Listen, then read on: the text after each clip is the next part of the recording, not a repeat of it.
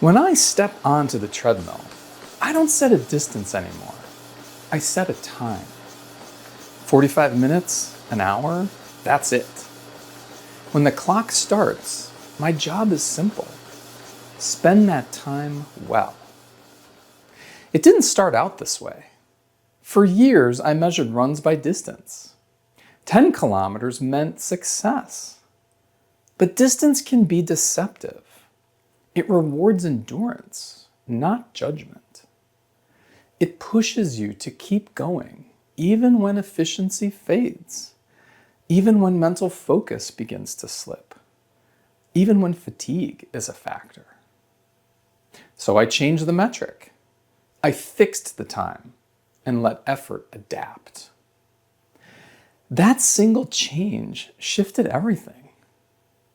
When time is fixed, effort becomes intelligent.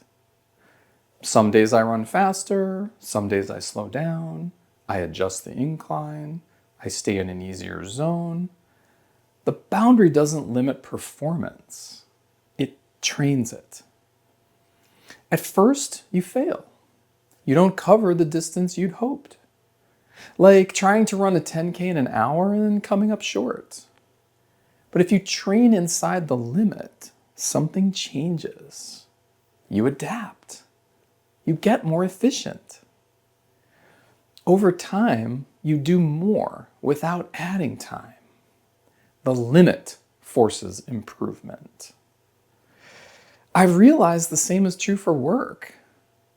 If I give myself 30 minutes to clear my inbox, I won't get to everything. Not at first. But the constraint changes how I work. I become more discerning. I respond where I add value. I use better tools, like AI, to move faster on routine tasks. The harder messages don't disappear. They move intentionally. They move into a different space on my calendar. I call that wow time, work on work.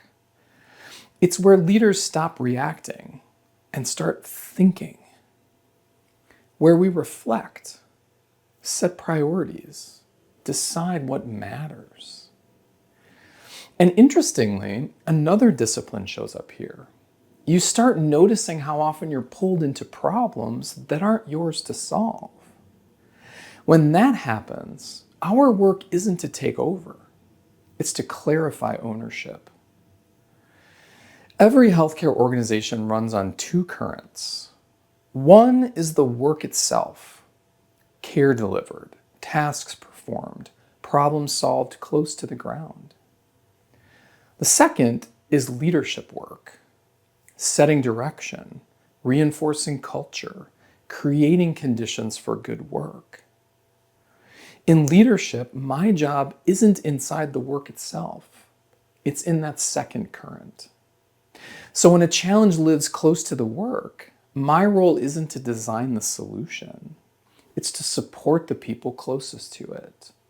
Clarify goals, align resources, then stay out of the way. Time boxing enforces that clarity. The same principle applies to meetings. Most of us attend far too many meetings. If we cap meeting time, say 4 hours a day, space opens up. At first, it feels impossible, but quickly, you see how much attendance is driven by habit, or anxiety, or lack of trust. If someone else can attend, someone closer to the work, they probably should. If you don't trust them, that's the leadership problem to solve. Time boxing meetings forces discipline. It forces delegation. It forces you to ask, am I leading or hovering?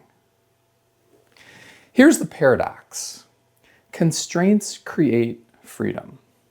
Fix the time, sharpen focus, limit availability, improve clarity. Over time, you get better, not by working longer, but by working smarter. People don't just see what we accomplish, they feel the pace we set. If we sprint constantly, they'll assume exhaustion is the expectation. If we model steady effort with boundaries and recovery, they learn sustainability matters. So, whether it's the treadmill or the workday, the practice is the same. Start the clock. Give your best effort inside the boundary. Fail at first. Adapt. Improve. Over time, you'll do more with less strain and more clarity. That's how we pace ourselves as leaders in work that matters over the long haul. That's how we run well. That's how we work well. And that's how we trap time in a box.